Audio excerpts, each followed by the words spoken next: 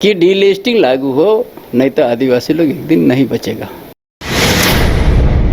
प्रधानमंत्री इंदिरा गांधी ने इतना एमपी और इतना राज्यसभा का सिफारिश भी नहीं माना और डीलिस्टिंग को ठंडा अवस्था में डाल दिया। यदि आज आदिवासी आज धर्म परिवर्तन का झेल रहा है, इसका जिम्मेदार कांग्रेस पार्टी है। झारखंड के पूर्व मुख्यमंत्री चंपई सोरेन आज हमारे साथ खास बातचीत करने के लिए मौजूद है। बातचीत करते हैं कि दादा, आपका कहना है कि डिलिस्टिंग को लेकर एक बड़ा आंदोलन जो है वो राज्य में देखने को मिलेगा। क्या कुछ रूपरेखा जो है वो तैयार की गई है? आज आपको कुछ विशेष बात हम कहेंगे, है ना। भारतीय अधिनियम 1935 के अंतर्गत भारतीय ईसाई की परिभाषा में कहा गया है, जो यूरोपीय या एंग्लो इंडियन ना हो या जनजाति से ईसाई धर्म को अपना लेते हैं, उसमें स्पष्ट रूप से कहा गया है अगर धर्म ले लिया है उसको ईसाई धर्म का श्रेणी में रहेगा, लेकिन आरक्षण का लाभ नहीं मिलेगा। ये स्पष्ट है। इसीलिए जो भी आज धर्म परिवर्तन किया है उसी से 1935 में ही उसका परिभाषा किया है।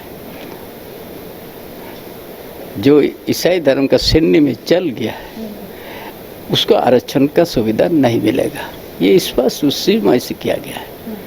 आज उस चीज को हम बहुत आदमी कहता है ना, हम तो धर्म में किया है, तो उस समय ये बात परिभाषा किया गया है।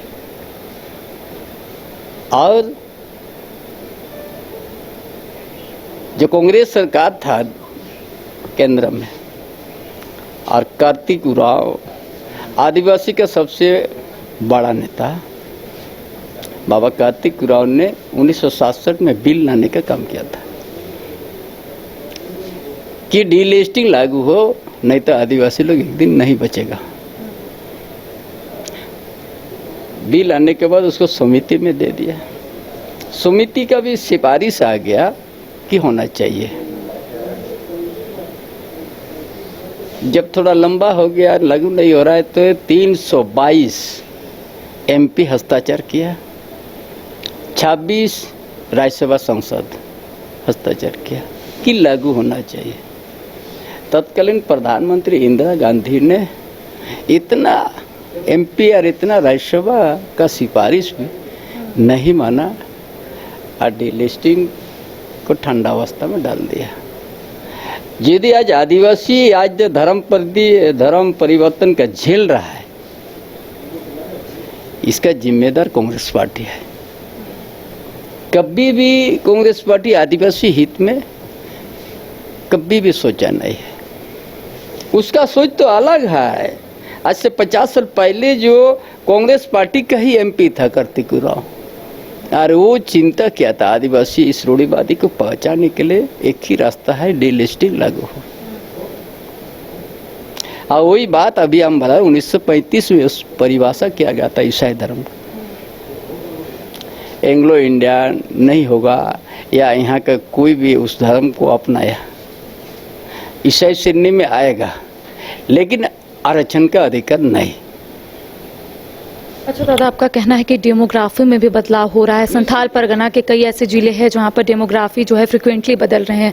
तो जब आप मुख्यमंत्री हुआ करते थे या फिर अभी अगर हम वर्तमान की बात करेंगे, तब आप कई बार भ्रमण भी किए संथाल परगना का। क्या आपने वहां पर देखा? भ्रमण करने के बाद है ना, वो सब सारा चीज हमको आ गया।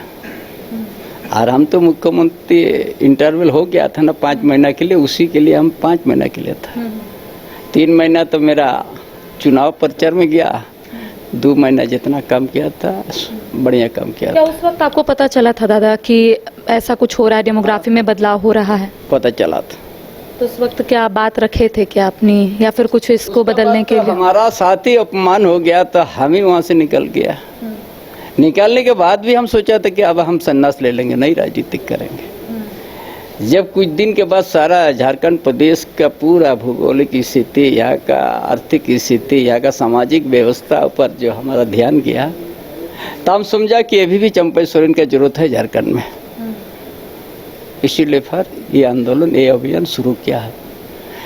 डेमोग्राफी पूरा संथाल परगना चेंज हो रहा है, लोहरदगा भी चेंज हो रहा है, कोल्हान में भी चेंज हो रहा है, रांची में भी चेंज हो रहा है। इसीलिए यहाँ का आदिवासी को सबसे पहले जगाएंगे, उसके बाद मूलवासी को भी जगाएंगे और सबसे बड़ा जन आंदोलन हम करेंगे। अच्छा दादा, पेशा कानून को लेकर आपकी क्या राय है? क्योंकि कहना है कि पेशा कानून राज्य में लागू होना चाहिए। चंपई सोरेन क्या सोच रहे हैं इसको लेकर? देखो 5 साल से 6 साल घुस गया है ना। अब वो राज में ही सबसे ज्यादा डेमोग्राफी चेंज हो रहा है। जो आदिवासी के लिए झारखंड लाया गया था, उसी जगह में तो आज हम लोग संथाल परगना, साहेबगंज जिला, पाकुड़ जिला, दुमका जिला सबसे ज़्यादा डेमोग्राफी बदल रहा है। उसके बाद गोड्डा जिला, देवघर जिला, जामताड़ा, वही है। हमारा आदिवासी जनसंख्या घट रहा है और एक समुदाय का बांग्लादेशी से कहाँ से आ रहा है, वो लोग का बढ़ रहा है। जहाँ जिस धरती में संथाल परगना धरती में 44 से 47% आदिवासी था, उसी जगह में भी हम घट गया और दूसरा समुदाय बढ़ गया। 9 के जगह 24-25% बढ़ गया। अच्छा दादा, एक सवाल उठते हैं क्योंकि आप लोग लगातार बांग्लादेशी घुसपैठ को लेकर अपनी बात को रखते हैं। राज्य सरकार की ओर से या फिर कई मंत्रियों की ओर से ये कहा जाता है कि जो बॉर्डर एरिया होता है वो गृह मंत्रालय के अधीन होता है, तो ऐसे में गृह मंत्री को इस्तीफा देना चाहिए। इसमें राज्य सरकार क्या करेगी? राज्य सरकार तो उसको तो आंख में पट्टी, मुंह गूंगा हो गया। जहां से राज्य सरकार यहाँ नेतृत्व का, कहाँ से? संथाल परगना साहिबगंज जिला से नेतृत्व है विकास का, और उसी जगह में डेमोग्राफी चल रहा है। उसी जगह में आदिवासी के सामाजिक व्यवस्था का ढांचा को उसी जगह में हमला हो रहा है, नहीं देख पा रहा है। उसको सामाजिक व्यवस्था से कोई मतलब नहीं ना, आदिवासी समाज से कोई मतलब नहीं है। जिस जगह में एसपीटी है, किसी को न आदिवासी की जमीन ले सकता है ना बिक्री कर सकता है, उसी जगह बन रहा है। वो भी केंद्र सरकार दोषी है क्या? अभी और कोई दूसरा दोषी है क्या? आपका कोई दायित्व तो नहीं है। जबरन आदिवासी को शादी कर रहा है, नहीं तो 50-60 टुकड़ा भी कर दे रहा है, वो भी केंद्र सरकार है। आपका कोई दायित्व तो नहीं है। पूरा जमीन लुटाते जा रहे, फिर आपको कोई दायित्व नहीं है। यहाँ बांग्लादेशी पकड़ा, पहले तो बोलता था बांग्लादेश है ही नहीं है, चंदन के 2 दिन पहले पकड़ा गया। अच्छा दादा, आपको सुनने में आ रहा होगा सिरम टोली फ्लाईओवर का जो रैंप विवाद है वो थमने का नाम नहीं ले रहा है। देर रात जो आदिवासी समाज है वो विरोध कर रहे थे क्योंकि जो निर्माण कार्य है वो शुरू कर दिया गया था, अभी भी डटे हुए हैं और उनका कहना है कि सरकार मौन क्यों है। क्या बीजेपी उनके साथ है जो आदिवासी समाज सड़कों पर उतर रहे हैं? वो बात नहीं है, ये उन लोग का सोच ही अलग है। जो संथाल परगना में उसका सोच नहीं है तो सिरम टोली क्या सोचेगा? वो भोगनाडी तक अगर कोई दूसरा समुदाय घर बना ले आदिवासी का जगह में, वो नहीं देख रहा है, गूंगा बन गया, तो क्या विश्वास कीजिएगा आदिवासी के ऊपर में ये लोग कुछ काम करेगा? अच्छा, कहाँ से विश्वास होगा?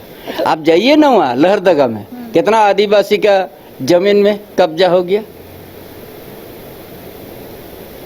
बड़ा बड़ा नेता वहाँ भी है कांग्रेस का। लोहरदगा ही जाइए, जमशेदपुर जाइए, रांची आइए, माडर में जाइए। दादा, एक आखिरी सवाल रहेगा क्योंकि परिसीमन को लेकर आप लोगों का कहना है कि राज्य में परिसीमन होना चाहिए। उधर झारखंड मुक्ति मोर्चा का कहना है कि परिसीमन अगर होता है तो ठीक है, लेकिन रिजर्व जो सीटें हैं यानी कि 28 रिजर्व सीट अगर कम होती है तो आंदोलन होगा। खुद मुख्यमंत्री हेमंत सोरेन ने कहा है। अब पाकुड़ में इतना जनसंख्या घट गया और दूसरा समुदाय बढ़ गया, क्यों नहीं बोल रहे हो? बोलने के पहले तो सोचना चाहिए। पाकुड़, साहेबगंज, दुमका, कहां से जनसंख्या दूसरा समुदाय बढ़ गया? आपका आदमी धर्म परिवर्तन कर चुक रहा है, क्यों नहीं बोल रहे हो सब? वो सब नहीं बोलेगा, उससे दायित्व नहीं आएगा। यहाँ जनसंख्या घट रहा, आप चुपचाप है। दूसरा जबरन यहाँ आदिवासी का जमीन पर वो लोग जबरन वो लोग घर बना रहा है। सैकड़ों एकड़ हम लोहरदगा में बता देंगे, माडर में बता देंगे, सांताल पर 1000 एकड़ हम बता देंगे। आपका जनसंख्या घट गया, आपका सामाजिक व्यवस्था का ढांचा आपके ये टूटते जा रहा है। आपको तो कुछ पता नहीं है, कुछ बोलने से केंद्र सरकार को दोषी दीजिएगा। इसीलिए जन आंदोलन होगा और आदिवासी अस्तित्व और अस्मिता को बचाएंगे हम लोग। तो देखिए, इस वक्त हमारे साथ झारखंड के पूर्व मुख्यमंत्री चंपई सोरेन मौजूद थे। डिलिस्टिंग के साथ साथ डेमोग्राफी में जो लगातार बदलाव हो रहा है, इसको लेकर अब चंपई सोरेन अपनी बात को रखते हुए नजर आ रहे हैं। और भी कई मुद्दों को लेकर हमने इनके साथ चर्चा की, इन्होंने क्या कुछ कहा आपने सुना। फिलहाल कैमरा सहयोगी गौरव के साथ करिश्मा सिन्हा, न्यूज़ 22 रांची।